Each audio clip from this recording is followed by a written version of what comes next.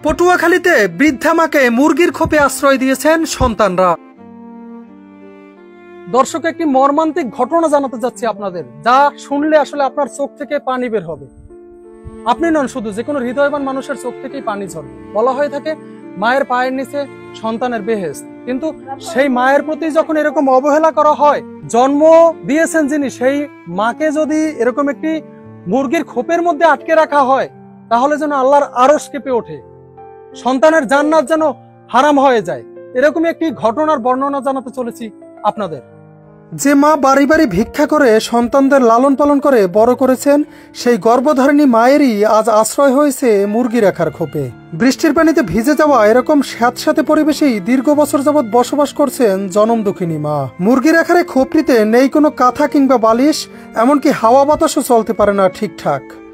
দেখা যায় এমন একটি ঘরেই কোনো মতে খুঁটুমুটু দিয়ে বসে আছেন অসহায় মা। একটু পরপর খাবারের জন্য করছেন ডাক চিৎকার, কিন্তু কে শোনে তার চিৎকার? জানা যায় ঝড় বাদল যাই হোক না কেন, সকাল হলেই বৃদ্ধা মাকে মুরগির খোপে রেখে কাজে চলে যান সন্তান ও পুত্রবধূরা। এ সময় তাদের থাকার ঘরটিও রেখে যান তালাবদ্ধ।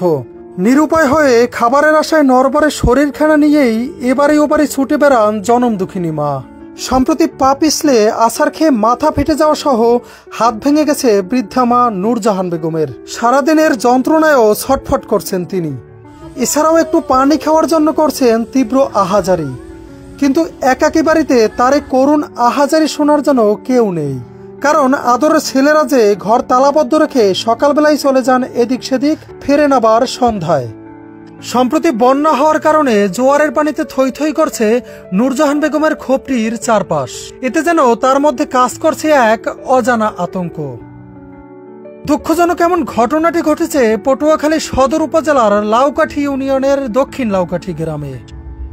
অবহেলিত বৃদ্ধা মায়ের দুই সন্তানদের কাছে এ বিষয়ে জানতে চাইলেও তাদের কোথাও খুঁজে পাওয়া যায়নি।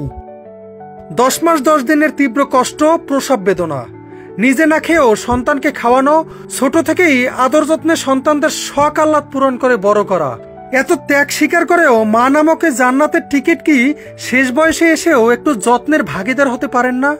অবশ্যই সন্তান হিসেবে আজীবন মায়ের প্রতি আদর যত্ন ও ভালোবাসা আমাদের নৈতিক দায়িত্ব ও কর্তব্য। এজন্য প্রয়োজন আমাদের মানবিকতা বোধের।